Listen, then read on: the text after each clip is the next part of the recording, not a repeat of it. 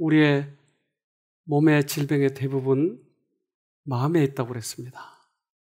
그래서 마음의 병을 치료하면 몸의 병이 치료될 것입니다. 우리가 외모가 있듯이 우리 안에 또 하나의 내가 들어있는데 그것을 내모라고 표현해 보도록 합시다. 근데 그 내모는 이 외모에 어떤 상처가 나면 보이는데 내모에 상처가 나면 잘 안 보여요. 그래서 내모를 어떻게 치료해야 될지에 대해서 잘 모르고 있어요. 근데 요즘에 지금 이제 코로나 때문에 우리들이 오랫도록 격리가 되고 사회도 그렇게 되고 있는데 요즘에 소상공인들은 많은 사람들이 문을 닫아요. 그리고 젊은이들이 밖으로 나와서 마음껏 놀지 못하니까 꽤 많이 마음이 위축되어 있어요. 이걸로 인해서 마음의 상처가 일어나고 있는 거예요. 이런 실태를 좀 보도록 하도록 하겠습니다. 네, 그런가 하면은 코로나 후유증으로 심각한 정신 이상 증세를 보이는 경우도 발견이 돼서 지금 관심을 모으고 있습니다. 아들을 해치라는 환청이 들렸다. 또 사촌이 나를 살해하려 한다는 생각이 들었다. 우리 아이들이 납치당했다고 느꼈다. 이처럼 코로나에 감염이 됐다가 환각이나 환청, 망상 등 심각한 정신병 증세를 보이는 환자가 미국과 영국, 스페인 등 세계 곳곳에서 보고됐다고 미국 뉴욕타임스가 전했는데요. 의료계는 이 같은 정신질환이 코로나19와 직접적인 관련이 있는지 확신할 수는 없지만 분명한 것은 이들 환자들이 정신병력이나 가족력이 없는 사람들이라고 밝혔습니다. 전문가들은 그래서 그동안 호흡기 전염병이라고만 여겨져온 코로나19가 인지 능력의 손상 등 정신건강에까지 영향을 미칠 수 있는 가능성도 배제하지 않고 있는데요.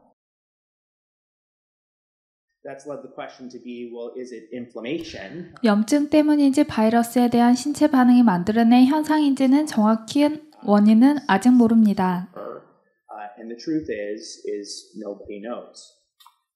코로나 감염 이후에 겪는 심각한 정신병적인 증세는 특히 고령층에서 치매와 함께 나타난 바 있습니다. 하지만 이번 경우는 중증 코로나를 겪지도 않은 3, 4, 50대에서 발병했다라는 점에 의료계는 주목하고 있습니다. 지금까지 글로벌 브리핑이었습니다. 근데 코로나 후유증으로 뭐 폐가 안 좋아진다든지 신장이 안 좋아진다든지 그럴 수는 있는데 정신질환이 온다고 하는 것이에요.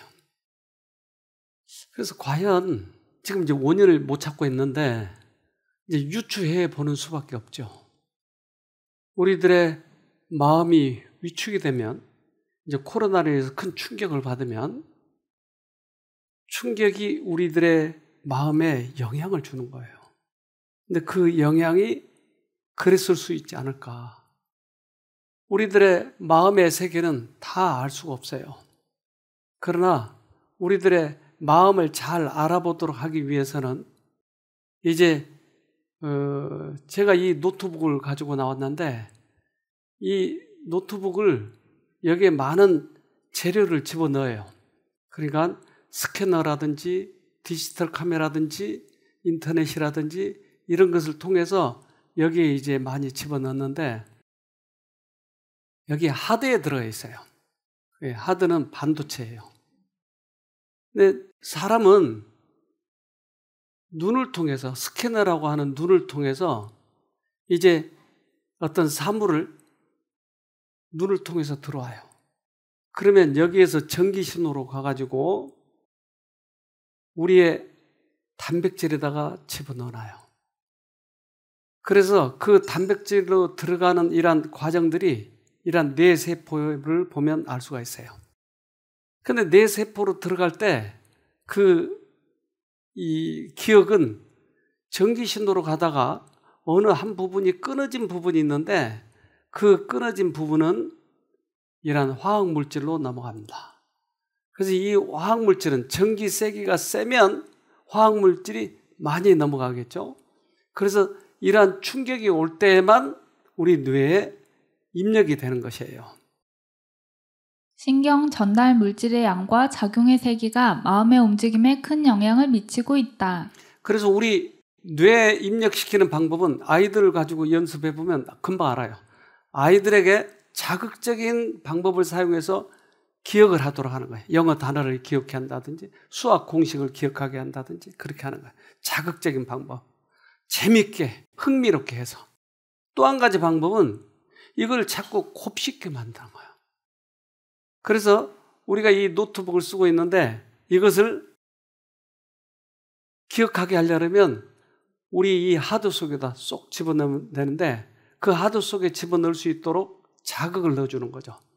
그러면 나중에 꺼낼 때 다시 자극하면 꺼내지는 거예요.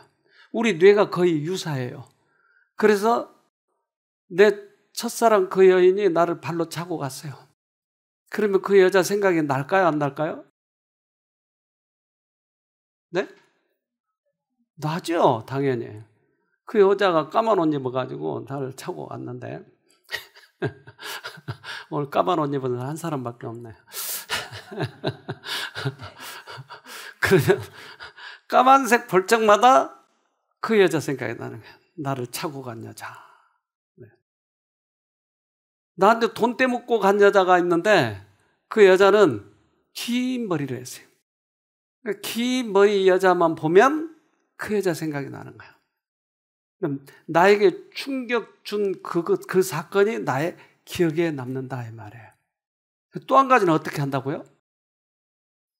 기억에 남게 하는 방법? 곱씹게 하는 거예요. 곱씹게. 그래서 성경절도 기억절도 그렇게 외우면 쉬워요. 잊어버릴만 하면 다시 상기시키고 그러면 오랫동안 남아요. 그러니까 우리들의 기억은 그렇게 돼 있는 것이에요. 그래서 충격적인 사건과 이것을 곱씹을 때 우리들의 기억에 남는 것이에요. 이걸 제가 계속 반복해서 지금 얘기하고 있는데 심한 스트레스를 경험하면 PTSD라는 정신질환에 걸린다. 그러니까 PTSD라고 하는 정신질환은 과거의 추억을 잊어버리지 못하는 병이에요. 그러니까 여러 가지 사건들이 쑥 지나가는데 왜 나는 그것을 잊어버리지 못하는지 모르겠어요. 우리 이 영상을 보도록 하겠습니다.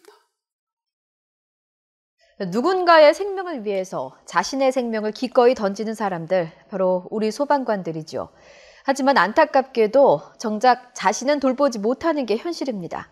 마음의 병을 앓다가 스스로 목숨을 끊는 소방관이 순직한 소방관보다 더 많다고 합니다. 임성호 기자입니다. 벽이 불에 타고 지붕이 무너지고 바닥이 꺼져도 마지막 구조를 마무리할 때까지 소방관은 사고 현장을 떠날 수 없습니다. 그때 마주하는 위협과 희생자의 처참한 모습은 소방관의 마음에 깊은 상흔을 남깁니다. 찔린 부위를 봤을 때 바닥에 피도 흥건해 있었고 그 광경을 봤을 때는 마음이 너무 찹찹했습니다. 집에 가서도 말수가 적고 밥맛도 없고요. 실제로 지난 2014년 전국 소방공무원 3만 7천여 명 가운데 40%에 가까운 14,000여 명이 외상 후 스트레스나 우울증 등을 호소했습니다. 하지만 한 달 안으로 치료받은 경우는 3%에 그쳤고 1년 안에 치료한 경우도 6%에 불과했습니다. 이러한 영향으로 스스로 목숨을 끊은 소방관도 최근 5년 동안 41명으로 같은 기간 순직한 소방관의 1.5배에 달합니다. 꽤 높네요, 프로테지가. 39%? 40% 가까이가 그 우울증 증상이 있네요. 이건 상당히 심각한 거죠. 그러니까 아까 얘기했던 그 두 가지의 원인 중에 하나다 이 말이에요. 충격적인 일과 또 하나 뭐였죠? 곱씹는 거예요. 그래서 이 병을 뭐라고 그런다고요? PTSD라고 얘기한다는 거죠. 좋지 못한 기억이 언제까지나 잊혀지지 않는 것은 스트레스 호르몬이 원인일지도 모른다. 그러니까 우리들에게 좋은 추억도 있고 나쁜 추억도 있는데 이 나쁜 추억을 계속 곱씹는 것, 이것이 문제다. 이것을 PTSD라고 얘기하는 거죠. PTSD는 지겨운 추억을 잊지 못하는 병, 인지행동요법이 효과가 있다는 것은 PTSD의 원인에 대하여 다음과 같은 가능성을 시사하고 있다. 아스카이 박사는 사건이나 사고를 당하면 처음에는 큰일로 생각되지만 차츰 새로운 기억에 의하여 사건의 이미지가 바뀌고 정신적 반응도 유연해진다. 그러나 PTSD에서는 이 메커니즘에 장애가 있을 가능성이 있다. 네. 그래서 우리들의 해마나 편도체에서 이 일을 하게 되는데 우리가 어느 쪽을 기억하느냐 하는 거예요. 어느 쪽을 선택해서 내 기억에 넣어두느냐 하는 거예요. 그래서 좋은 일을 자꾸 곱씹고 좋은 일을 자꾸 곱씹고 아름다운 추억을 만들고 그러면 인생을 멋지게 행복하게 살아갈 수 있다고 하는 거예요. 근데 나쁜 것만 자꾸 돌리는 거예요. 나쁜 것만. 그래서 대구 지하철 참사 이 사건들을 영상으로 좀 보도록 합시다.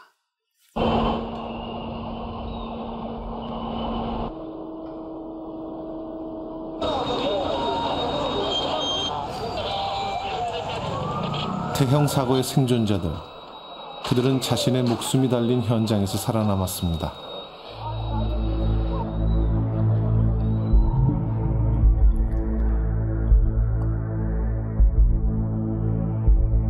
그리고 그들의 편도체는 누구보다도 그 당시 그 현장의 공포를 잘 기억하고 있습니다.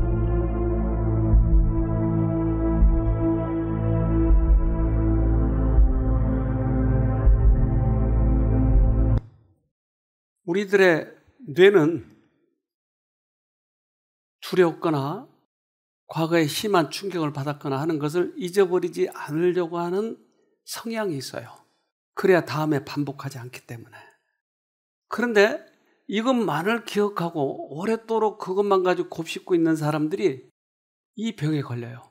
그러니까 대구 지하철의 희생자들이 이 한 사람뿐이겠어요? 많은 사람들이 탔겠죠. 근데 어떤 사람은 아무렇지도 않은 거예요. 근데 어떤 사람은 그러냐 이 말이에요. 우리 뇌가 그것을 자꾸 곱씹고 있기 때문에. 그래서 하마터면 내가 죽을 뻔했다. 아유, 그때 이 생각만 계속 곱씹고 있는 거예요. 그래서 그 희생자 중에 한 사람이 이렇게 됐다고 하는 겁니다. 요새 지하철 못 타시죠? 지하철 안 타니까. 지하철 근처단가. 이제는 상황이 종료됐다는 전전두엽의 명령을 편도체가 듣지 않는 것입니다. 편도체는 아직도 위험하다고 판단한 것이죠. 지하철 근처단가. 지하로도 안 내려가시고요. 지하철 근처. 겁나서 못 타시는 건가요? 한 내려먹는데 또 타겠습니까? 그날 일은 기억나세요? 알지. 다 압니다. 신영순 씨의 마음에는 지하철 사고가 아직도 계속되고 있습니다. 왜 이 여자에게는 계속 이것이 돌고 있을까요? 다른 사람은 그렇지 않잖아요. 많은 사람이 지하철을 탔는데 이 사람에게는 왜 그러냐 이 말이에요. 그것은 그러한 어떤 병리적인 문제, 육체적인 문제, 충격을 받았기 때문에 아픔도 있고 여러 가지가 있겠죠. 근데 그것을 어떤 사람은 곱씹고 어떤 사람은 인생을 살다 보면 뭐 그럴 수도 있어. 그러고 말고 그러고는 지나가는 거예요. 또 한 가지 이유는 영적인 존재가 간섭하고 있다고 하는 거예요. 즉 그 생각을 집요하게 넣어주고 있다고 하는 거예요. 이것을 받아들이면 또다시 계속 반복시켜 주는 거예요. 그래서 우리는 두 가지 경우를 다 생각해 봐야 되는 것이죠. 이것을 해결하기 위해서는 이 생각을 둔하게만 만들기 위해서 또는 다운되어 있으니까 업되게 하기 위해서 약만 먹어가지고는 근본적인 문제가 해결이 안 되더라 하는 거예요. 즉 우리들의 선택력을 활용해야 할 필요가 있겠죠. 과거 생애 가운데 모든 불유쾌한 추억들, 과거의 불의와 실망만을 모아 가지고 거기에 대하여 이야기하고 거기에 대하여 비탄하는 중에 마침내 낙담에 빠지게 되는 일은 현명한 일은 아니다. 낙담된 심령은 흑암으로 가득 차게 되고 또 하나님의 빛이 그 심령 안으로 들어오지 못하게 막아버리고 다른 사람의 길에 아명을 던지는 것이다. 그 둘 중에 하나예요. 내가 과거의 추억만 매달리고 있느냐 아니면 새로운 어떤 세상, 미지의 세계를 향해서 진취적으로 가느냐 하나님을 계속 부르고 하나님 안에서 기뻐하느냐 하는 거예요.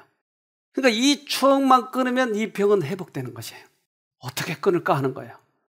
그래서 이 영상을 만든 사람도 이것을 끊는 것이 최선이다라고 이렇게 설명합니다. 얼굴 하나야 손바닥 둘로 포칼이지만 보고픈 마음 호수만 하니 눈 감을 수밖에. 정지용의 시입니다. 시를 읽으면 서로 다른 시냅스 네트워크가 연결되면서 뇌가 활성화됩니다. 즉, 시를 읽으면 전혀 관계없는 새로운 것이 보인다는 것입니다.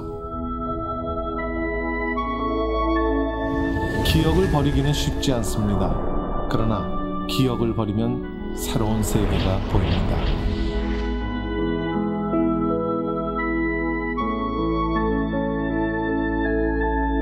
이제 불필요한 기억들이랑 놓아버리시죠.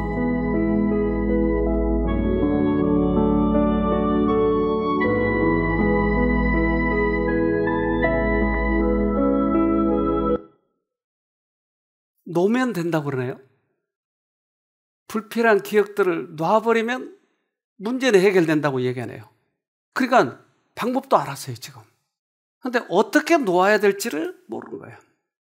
문제는 이거예요. 이 추억에 있는 것, 과거의 내 생애 속에 나쁜 추억들을 계속 돌리고 있다고 하는 이 문제예요, 지금. 이 문제에서 벗어나기만 하면 우리는 이 병에서 얼마든지 회복될 수가 있는 거죠. 즉, 사단은 우리들의 이 마음을 지배하려고 하는 거예요. 하나님께서도 우리의 마음을 우리에게 달라고 얘기하는 거예요. 두 세력 간의 싸움에서 우리가 걸려 있는 거예요, 지금.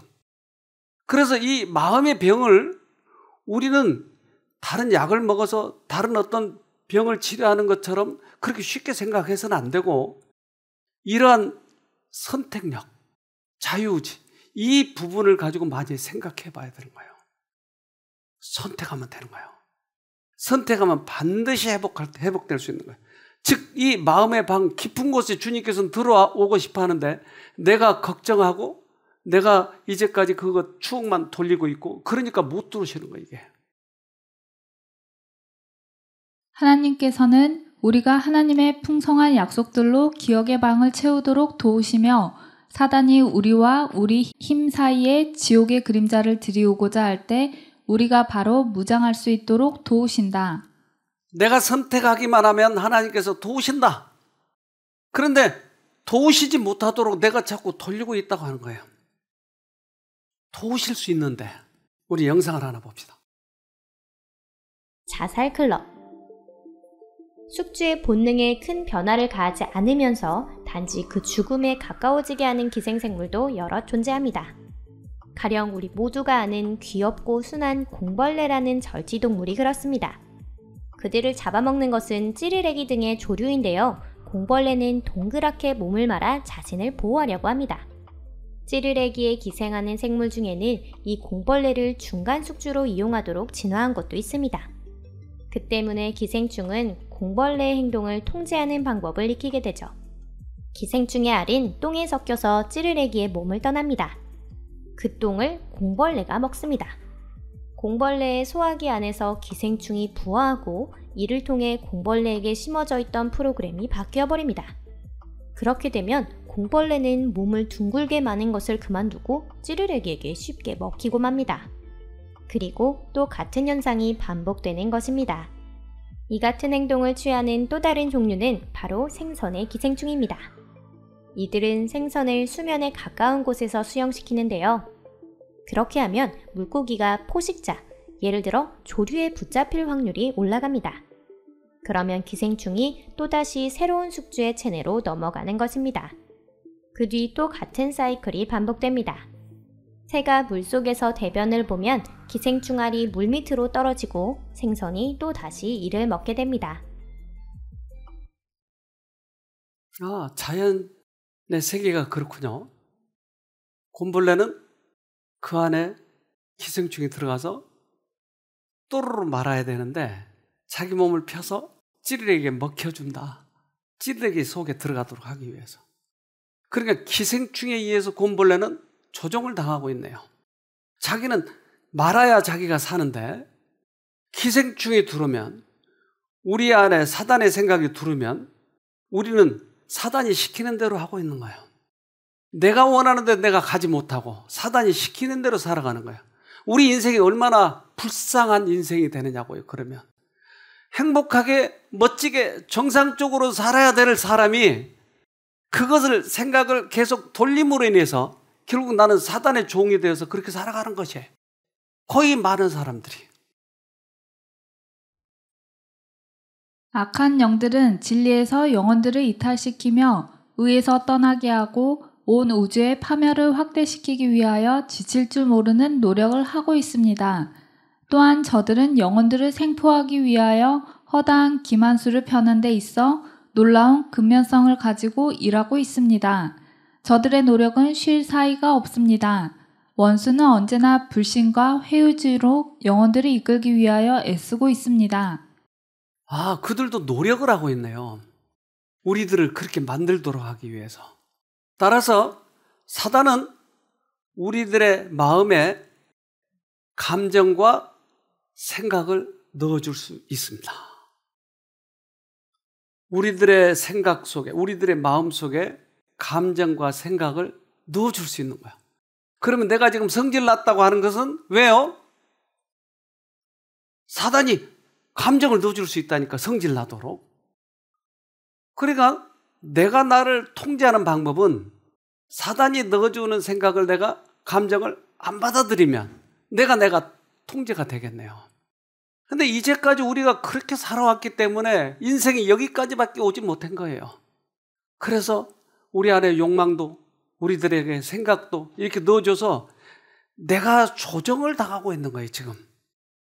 우리 어제도 얘기했잖아요. 5가지 욕망이 있는데 그 5가지 욕망을 사단이 가지고 노는 거예요, 나를 가지고. 그럴 때마다 투쟁을 해야 되고 자꾸 내가 절제를 해야 되는데 안 되는 거예요, 이게. 감정과 생각을 넣어줄 수 있다고요? 있다고요, 우리. 감상과 감정은 사람이 주님의 인도를 받고 있다는 확실한 증거가 아니다. 사단은 의심을 받지만 않는다면 감정과 감상을 부여할 것이다. 이것들은 안전한 인도자가 아니다. 그래서 감정만을 따라가게 되면 결국 사단의 종이 되는 것이에요.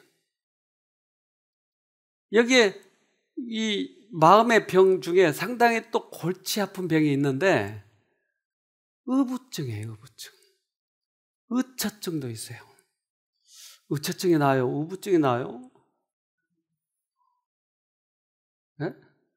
근데 의처증도 상당히 심각하게 봤는데 의부증도 만만치 않더라고요. 그래서 남편을 꼼짝 못하게 하는 거예요. 그 남편이 너무 힘들어서 그 남편이 조금만 어디 갔다 오면 계속 몸 검사를 하는 거야. 또 뭐 했나? 자기 생각 속에는 다른 여자하고 놀아놨다는 거예요. 그런데 이것이 어디서 왔겠냐는 거예요. 사실 지나친 질투잖아요. 질투는 어디서 와요? 사단에게서 오는 거예요, 이게. 마음을 다스리시는 그분의 영께서 조화와 사랑과 연합을 창조할 것이다. 이러한 것에 반대되는 것은 사단의 자녀들에게서 찾아볼 수 있다. 시기심과 불화와 질투를 일으키는 것은 사단의 공작이다. 그러네요. 지난 2003년 일어난 대구 지하철 참사의 생존자들은 아직도 외상 후 스트레스 장애로 고통받고 있습니다. 국내 연구진이 이들을 꾸준히 관찰한 결과 회복 과정에 일어나는 뇌의 변화에서 새로운 치료의 실마리를 찾아냈습니다. 이동은 기자가 보도합니다. 190여 명의 사망자를 낸 대구 지하철 참사. 사고 후 13년이 지났지만 생존자들은 아직도 외상 후 스트레스 장애로 고통받고 있습니다. 대부분 지하철을 타지 못하는 것은 물론 불꽃이나 연기에 큰 충격을 받기도 합니다. 국내 연구진이 이러한 생존자들의 회복 과정을 통해 외상 후 스트레스 장애 치료에 새로운 가능성을 찾았습니다. 외상 후 스트레스 장애에는 공포를 조절하는 편도체가 가장 중요한 역할을 합니다. 그런데 생존자 30명의 뇌를 5년 동안 관찰했더니 편도체를 중심으로 주변 뇌 부위와의 연결성이 필요에 따라 변화하는 것으로 나타났습니다. 예를 들어 사건 후 초반에는 고통을 느끼는 부위와의 연결성이 강해지지만 시간이 지나면 걱정을 억제하는 부위와 더 강하게 연결되는 겁니다. 해마나 서면 이런 부위랑의 연결성 부위가 역동적이고 시기적으로 변하는 걸 보고 그런 신경 연결성에 대한 조절을 통해서 치료를 할 수가 있습니다. 이러한 원리를 이용하면 환자의 회복 단계에 따라 특정 뇌 연결 부위를 자극해 외상후 스트레스 장애의 치료를 앞당길 수 있습니다. 또 인지치료나 약물치료로 잘 낫지 않는 환자에게도 새로운 치료 가능성을 열어줄 수 있을 것으로 기대됩니다. 지금 이제 원리를 좀 설명을 했어요. 그래서 그 어떤 음파 치료, 또 전기 치료 이런 것들이 효과가 있다. 즉 잊어버리도록 또는 신경선을 바꿔보기로 하면 이게 그러면 해결되는 문제다 이 말이에요. 이게. 그런데 이제 약물과 저런 것들을 많이 사용해봤지만 계속 똑같잖아요. 계속. 그러니까 방법면에 있어서 우리가 조금 바꿔보자고 하는 거예요. 즉 우리들의 생각을 통째로 아예 바꿔놔버리면 그러면 해결될까요? 해결되겠죠. 근데 이것을 하면 되는데 이 방법을 우리가 모르기 때문에 그런 거예요. 그래서 그 전기 치료를 우리가 좀 한번 해보려고 하는데 여러분 머리 좀 갖다 대시겠어요? 될까요? 안 될까요? 강력한 전기가 있는데 그 전기는 이렇게 이 얘기를 해요. 누가복음 4장 18절 주의 영께서 내게 임하셨으니 이는 그분께서 내게 기름을 부으사 가난한 자들에게 복음을 선포하게 하셨기 때문이라. 그분께서 나를 보내신 것은 마음이 상한 자들을 고치며 포로된 자들에게 구출을, 눈먼 자들에게 다시 보게 함을 선포하고 상처 입은 자들을 자유케 하며. 그러니까 이 강력한 치료제는 바로 예수인데 이 치료제는 마음에 상처받은 사람을 치료해 준대요. 그리고 사단에 의해서 포로돼 가지고 종노릇 하는 사람들을 건져주러 오셨대요.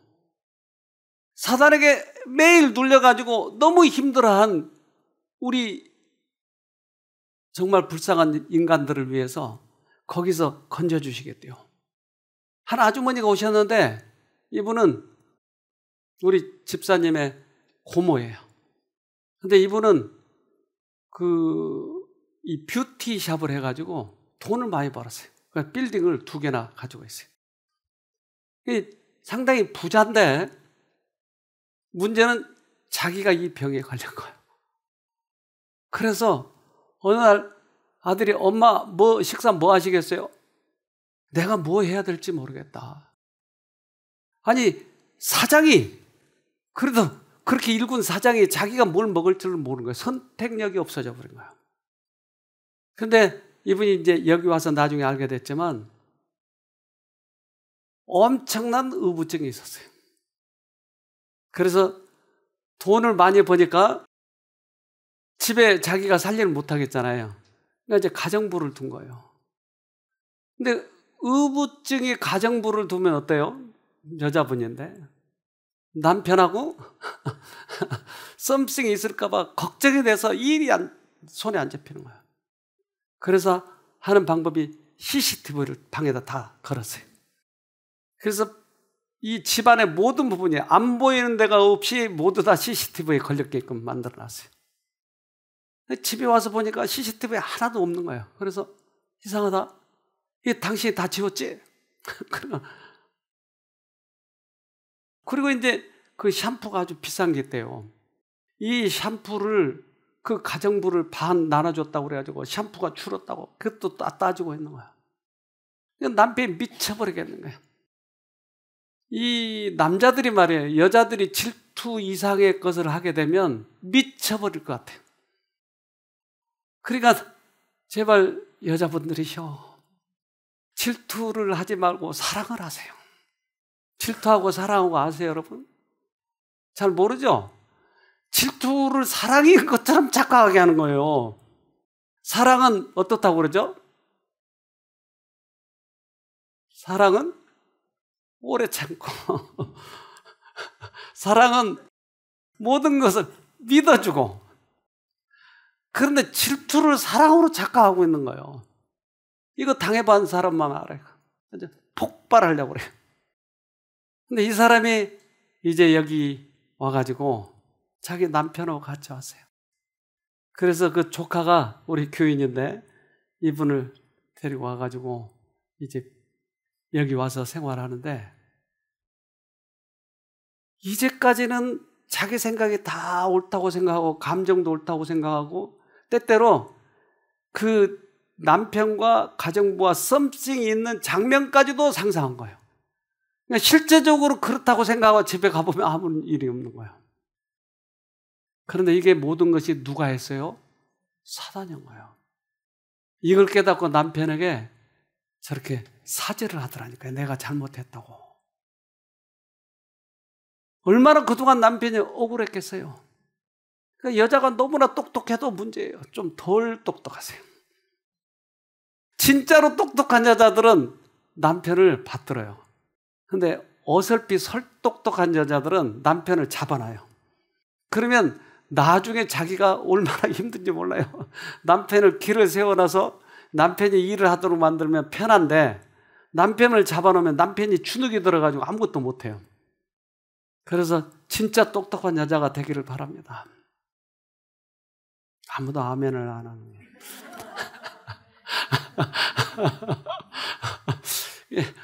네, 넘어갑시다.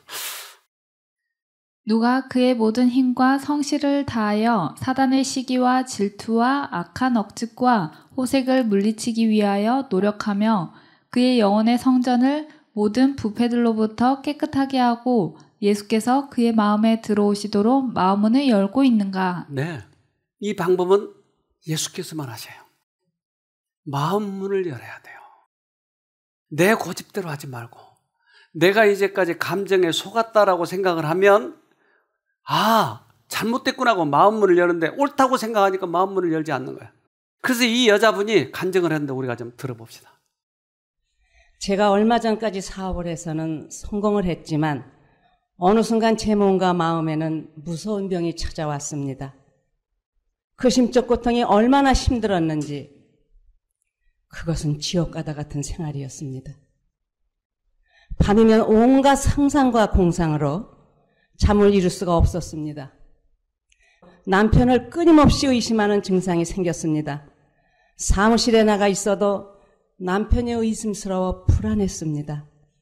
남편에 대한 의심을 극복하지 못해서 결국 집안에 CCTV를 설치하였습니다. 그렇게 6년이란 세월이 힘들고 외롭게 지나갔습니다. 신경정신과에서 주는 약을 먹어도 소용이 없었고 점점 증상이 심해져 갔습니다. 그러므로 매사에 의욕이 없고 음식점에서 음식을 먹을 때도 무엇을 먹어야 할지를 선택할 판단력까지 상실하게 되었습니다.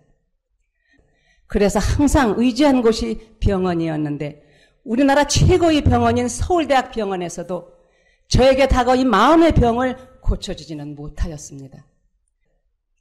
그리고 발끝에서 머리끝까지 몸이 너무 아프고 괴로워서 죽고 싶은 생각까지 들곤 하였습니다. 죽을 때는 아파트 19층에서 뛰어내릴까, 약을 먹고 죽을까, 지하철에 뛰어들까, 수많은 쓸데없는 고민까지도 하며 하루하루를 힘겹게 버티며 살아갔습니다. 그러다 어느 날 제 조카들이 그렇게 속수무책으로 심신이 죽어가는 저를 새로운 쉼터로 데려갔습니다. 저는 눈도 깜빡이지 않고 열심히 강의에 몰두하였습니다. 평생을 돈벌이에만 몰두해서 인생을 살았고, 인생은 돈이 전부가 아니라는 것을 처음으로 깨달았습니다. 눈물이 주체할 수 없이 흘렀습니다. 남편에게도 너무 미안해서 용서를 구하며 통곡하였습니다. 그 많은 시간을 낭비하고 이제야 하나님 믿게 된 것이 후회되었습니다. 원장님과 사모님의 강의를 열심히 듣고 매일 성경 공부하고 영하 15도가 넘는 추운 겨울에도 지팡이를 짚고 산행하였습니다. 더 이상 돈을 쫓아가는 생활을 그만두기 위해 잘 되고 있는 사업을 과감히 청산하여 마음에 있는 무거운 짐을 내려놓았습니다. 그리고 하나님 계명대로 살기로 열심히 기도했습니다. 설교가 귀에 들어오면서 마음의 상처가 치유가 되기 시작했고, 먹기 싫었던 밥이 맛있어지고, 소화가 잘 되며 잠도 편하게 자게 되는 등 그동안 저를 힘들게 했던 모든 증상들이 서서히 회복되면서 암흑같이 어둡기만 했던 마음속에 빛이 비춰지기 시작했습니다. 3개월 만에 완치되어 제 스스로 쉼터를 나가게 됐습니다. 집에 돌아와서 가장 먼저 한 일은 CCTV를 제거한 것이었습니다. 의심병에서 완전히 해방되었기 때문입니다. 그래서 지금은 온 가족이 웃음이 넘치는 화목하고 행복한 가정이 되었습니다. 그래서 이제는 저는 우선이 하나님이에요. 그리고 하루에도 도봉산 등산을 가면서도 옆에서 사람이 듣거나 말거나 테이프를 들으면서 원장님 말씀 맞습니다. 맞습니다. 아멘. 그렇고 말고요. 좋은 걸 봐도 좋은지도 모르고 행복한지도 모르고 살았던 거예요. 쉼터에 와서 원장님, 사모님 말씀을 듣고 나니까 매사가 행복하고 세상에 그렇게 행복할 수가 없어요. 여러분 분명히들 고치십니다. 그러니까 분명히 고친대요. 저번 집에 갔더니 정말 잘 살더라고요. 네. 얼마나 깔끔하든지 먼지 하나가 없어요. 근데 17층인가 8층인가 됐는데 거기서 몇 번 뛰어내리려고 했어요. 의부증 때문에. 근데 그가 여기서 회복되고 나서 그 부잣집 아주머니가 저 위에 있을 때 방 6개에 화장실 하나예요. 그러니까 화장실 가고 싶어서 문 빼끔 내다보고 화장실 누가 나오면 쏜살같이 가고 그 아주머니가 그랬어요. 그래서 너무 불편하니까 하나 지읍시다 해가지고 여기를 처음에 짓기 시작한 거예요. 그래서 감사패를 드리고 있습니다. 저번 집에 갔더니 참 잘 살아요. 근데 그 모든 것이 뭐예요? 다 이거 쓸데없는 것, 이거 공상하고 남편 의심하고 이제 그걸 끊기 시작하면서 저렇게 좋아지신 거예요. 마태복음 1장 21절 아들을 낳으리니 이름을 예수라 하라. 이는 그가 자기 백성을 저희 죄에서 구원할 자이심이라 하니라. 예수 이름이 뭐라고요? 예수 이름이 정신병에서 고치겠다고 하는 것이에요. 우리 마음에서 사단을 빼버리겠다고 하는 거예요. 이름 자체가. 그러니까 내가 이것을 빼기가 힘드니까 예수님 부르면 예수님이 거기서 나를 건져주시는 거예요. 예수님 부른 이유가 그 이름 자체가 죄에서 구원할 자이기 때문에. 그래서 여기 처음에 기초를 놓을 때 저분이 그렇게 처음에 도와주셔서 얼마나 감사한지 몰라요. 저 짓는 과정 속에서도 우리 얼마나 기도했는지 몰라요. 그래서 처음에는 50평을 지을까? 그 돈이 나올라나? 그래도 이왕 바닥을 할 김에 조금 넓히지 뭐 70평, 80평 할까? 아니 바닥은 그래도 넓게 해야지. 그래서 100평. 근데 1층만 지으려고 했는데 또 그래도 지었으니까 2층까지. 그러면서 3층까지 이렇게 올라가 버린 거예요.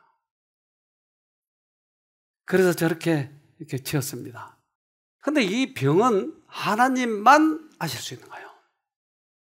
지금 정신과 의사가 나온 것을 하나 우리가 영상을 하나 봅시다. 네, 안녕하세요. 저는 정신과 의사 우동훈입니다. 전 지금 세브란스 병원 정신과에서 근무를 하고 있고요. 정신과 의사들이요. 진료를 받는 경우들이 있죠. 뭐 필요하다면 약을 복용하는 경우들도 있어요. 생각보다는 많이 있어요. 어쨌거나 치료를 받고 나서 얼른 회복을 하는 게 중요한 만큼 그렇게 치료를 받는 분들도 계십니다. 네. 정신과 의사가 자살률이 최고예요. 의사 중에. 몇 프로가 그 증상을 나타내고 있느냐면요. 신문에 이렇게 얘기해요. 70%가 발작 증세, 의사 중 자살률 최고, 미 여의사 20년 병력 고백 큰 파문. 70%가. 이 말은 무슨 말이냐면 역전이. 그러니까 다른 의사들하고 달라요. 정신과 환자하고 매일 접하다 보면 그들에게서 역전이가 되는 거예요. 그렇다면 이 병은 병리적인 문제예요? 아니요, 영적인 문제예요. 그래서 이 병을 고칠 수 있는 유일한 방법은 예수님께서 오셔서 하셔야 돼요. 어떤 사람도 그가 이적을 행하셨다고 말할 수는 없었으나 능력, 곧 치료하는 사랑의 능력이 그에게서부터 병자와 고난 당하는 자에게로 나왔다. 하나님의 사랑의 능력이 나와야 회복이 되는데 성경에서 아주 자세하게 어떻게 치료하는지에 대해서 예수님이 말씀하셨어요. 성경에 기록되어 있어요. 그래서 가버나움의 그 두 환자, 이 사람이 이렇게 얘기합니다. 마가복음 1장 23절 마침 저희 회당에 더러운 귀신 들린 사람이 있어 소리질러 가로되. 그래서 더러운 귀신 들린 사람이 예수님을 향해서 이렇게 얘기하더라는 거죠. 마가복음 1장 24절 나사렛 예수여 우리가 당신과 무슨 상관이 있나이까? 우리를 멸하러 왔나이까? 나는 당신이 누구인 줄 아노니 하나님의 거룩한 자니이다. 자, 이 정신병 환자가 소리를 지른데 당신과 나 무슨 상관이 있어? 하고 지금 소리를 지른 거예요. 그러니까 이 귀신 들린 자는 자기가 낫고 싶은 거예요. 낫고 싶어서 예수님 하고 소리를 지르려고 하는데 목에서부터 입으로 나오는 것은 사단이 하는 말을 해버린 거예요. 당신과 나와 무슨 상관이 있어? 꺼져버려! 근데 예수님은 이 말을 들을까요? 마음의 말을 들을까요? 마음의 말을 들으신 거예요. 내 입으로는 어떤 말이 튀어나왔다 할지라도 우리의 마음을 주님께서는 받으셔요. 그래서 이 싸움이 치열해요. 정말 치열해요. 어떤 사람은 입으로 부르지를 못하게 만드는 거예요. 그래서 지난번에 어떤 사람은 그러면 글로 써보라고 했어요. 글로. 근데 예수님이라고 쓰려고 하는데 지렁이처럼 써놔요. 많이 배운 사람인데 글을 못 쓰게 만드는 거예요. 그러니까 예수님을 쓰긴 쓰더라고요. 얼마나 이게 투쟁이 심한지 몰라요. 각 사람은 어떤 권세가 자신을 지배하도록 할 것인지를 선택할 자유가 있다. 아무리 깊이 타락하고 죄악적인 사람일지라도 그리스도 안에서 구원을 발견할 수 있다. 귀신 들린 자는 기도 대신에 사단의 말만을 말할 수 있을 뿐이었다. 그러나 그 마음속에 말없는 호소는 들려졌다. 피로를 느끼는 영혼이 외치는 소리는 그것이 비록 말로 표현되지 못했을지라도 무시되지 않을 것이다. 이 싸움이야, 있어, 이 싸움. 그러니까 이 마음속에서 이 투쟁이 얼마나 심한지. 그래서 이러한 병에 걸린 사람들은 대부분 그 마음속에서 자꾸 이제 지니까 나중에는 의지 박약이 돼요. 꽤 많은 환자들이 의지 박약이야. 그래서 나중에 약으로 먹고도 이제 그 무뎌져 버렸고, 그리고 사단한테 하도 지니까 나중에는 내가 하는 건 안 돼. 안 돼. 그러니까 이것을 도와주기 위해서 처음에는 손으로 뭐 하는 일들을 해보도록 하는 거야. 왜? 감각이 살아나야 되니까. 그래서 손으로 하는 일을 하고 예수님을 불러서 그걸 극복해야 되고. 이것이 치료하는 과정이에요, 과정. 그래서 이기면 우리는 영원히 해방이 되니까요. 우리가 사악한 자를 이기는데 사용할 수 있는 방법은 그리스도께서 이기신 방법, 곧 말씀의 능력이다. 하나님께서는 우리의 동의가 없이는 우리의 마음을 지배하지 않으신다. 그래서 하나님은 사단을 이길 수 있는데 내가 선택해야만이 그것을 통해서 나를 도우실 수 있는 거예요. 근데 자유의지를 주신 분께서 무조건 우리를 도우시면 이 우주에 큰 문제가 생기는 거예요. 그러니까 반드시 내가 결심을 하고 내가 선택을 해야 되는 것이에요. 이것만이 내가 할 수 있는 거예요. 우리는 사단 절대 못 이겨요. 근데 하나님께 내가 이것을 내 마음을 드리면 주님께서 오셔서 나를 고치시더라. 그래서 이 영적인 이 큰 싸움에서 승리해야 우리 인생은 멋지게 살 수 있고, 또한 이제까지 내가 믿었던 그 믿음을 이제는 결론을 봐야 되지 않겠어요? 믿습니다, 믿습니다. 교회만 다녔지. 이게 안 되면 그러면 뭐야, 내가 이제까지 믿었던 것은. 예수님만이 고치실 수 있는 이 능력을 얻지 못한다면 내가 믿은 건 뭐냐고, 그동안에. 아무것도 아니에요. 그러면 여러분 이 싸움에서 꼭 승리해야 돼요.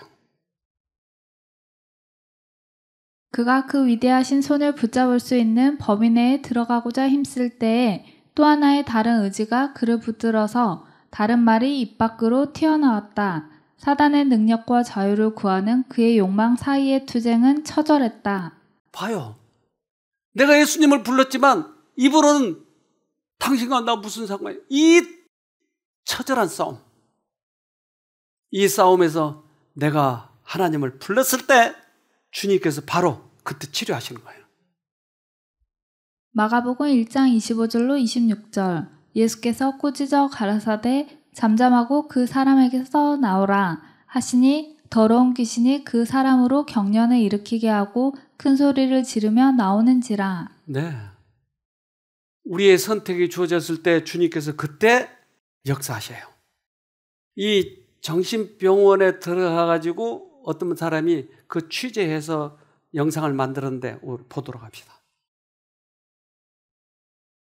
정신병원을 방문했을 때 병원에 있는 그 어떤 사람도 전혀 미친 사람들 같지 않았다는 얘기를 했다고 합니다. 그들은 모두 분별력이 있었고 그들의 장래에 대해 이야기하고 있었습니다. 그래서 피터 진트는 그들이 전혀 미친 사람들이 아니라고 생각을 했지요. 그래서 그는 의사에게 그러한 사실에 대해 이야기했습니다. 그러자 의사는 그들은 미쳤어요. 그들이 다 분별력을 가지고 이야기하는 것은 사실입니다. 그러나 모두 자기 이야기들 뿐입니다. 사실 그들은 지적으로 자신에게 가장 많이 빠져있는 자들입니다. 아침에도 점심에도 그리고 저녁에도 오직 자기 자신뿐입니다. 선생님 말씀대로 그들은 분별력을 가지고 이야기합니다. 그러나 그들은 자신에게 미쳐 있습니다. 세상은 피터 진트가 방문한 병원과 같습니다. 보기에는 정신이 온전한 것 같지만 가까이 가보면 모두 자신에 미쳐 있습니다.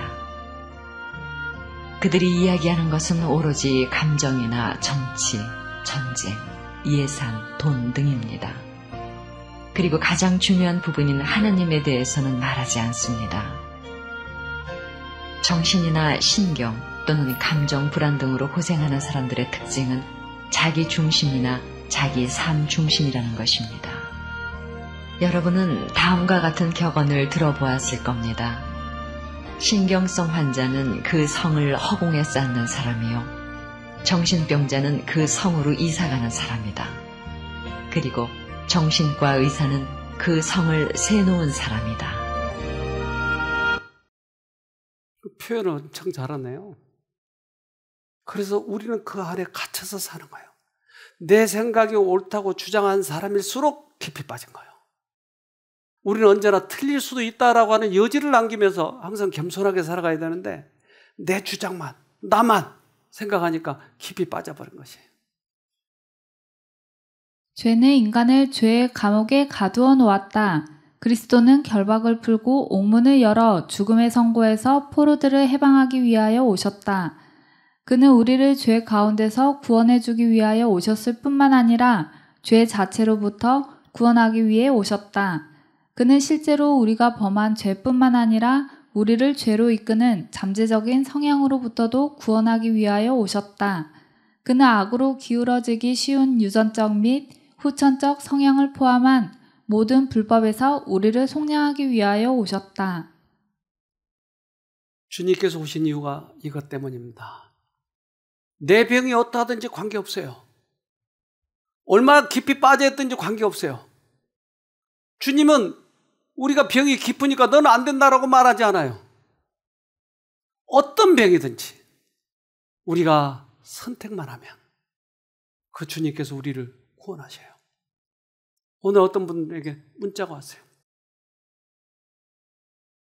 내가 과거에 죄를 많이 졌는데 그 죄를 갚으려고 하니까 너무 힘들더라. 그리고 고범죄가 자꾸 생각이 난다.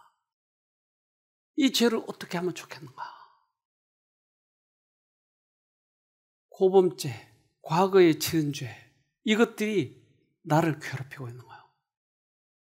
이 사람들은 구원할 방법이 있을까요? 없을까요? 근데 주님께서는 우리 이제 죄인들이 습성은 어떠냐면 선을 많이 축적해서 구원 얻으려고 해요. 그러니까 내가 선해가지고 구원 얻으려고 해요. 또는 죄값을 많이 치르고 고행을 해가지고 구원 얻으려고 해요. 그러니까 우리 죄인에게 딱 맞는 생각은 바로 사단이 넣어준 것이었어요. 근데 예수님은 간단하게 얘기하세요. 그 모든 죄값은 내가 갚았으니까 믿는다고 말하면, 즉 네 마음에 정직하게 나를 믿으면 바로 구원이다라고 해요. 제가 간단하게 문자를 써줬어요. 주님은 해답을 하나밖에 가지고 있지 않은데 그것은 믿음으로 구원한다고 했습니다. 오랫동안 믿었는데 그분이 다시 정신을 차려가지고 아멘 그리고 답이 왔더라고요. 병이 어떻든 정신병이 어떻든 귀신이 나를 얼마나 그동안 괴롭혔든 관계없어요. 우리는 믿음으로 구원하는 것이에요. 꼭 승리하시기를 바랍니다. 기도합시다. 하늘에 계신 아버지, 모든 질병을 치료하시는 주님을 다시 우리 알게 해주셔서 감사합니다. 지금까지 고통을 당하고 사단에 의해서 휘둘림을 당하고 너무나 힘들었습니다. 그러나 그 안에 사단이 있었던 것을 저희가 깨달았습니다. 이제 벗어나게 해주시고 인간답게 살아갈 수 있도록 도와주시옵소서. 너무나 그동안 종로로 타느라고 그 힘들었습니다. 그래서 사랑의 하나님, 우리가 잘한 건 아무것도 없지만 주님이 약속하셨지 않습니까? 당신을 선택하기만 하면 그 죄로부터 해방시키시겠다고요. 이제 눈을 들어 주님을 바라보겠사오니, 우리의 입을 열어서 주님을 부르겠사오니 꼭 저희들을 붙잡아서 벗어나게 도와주시옵소서. 예수님 이름으로 기도합니다. 아멘.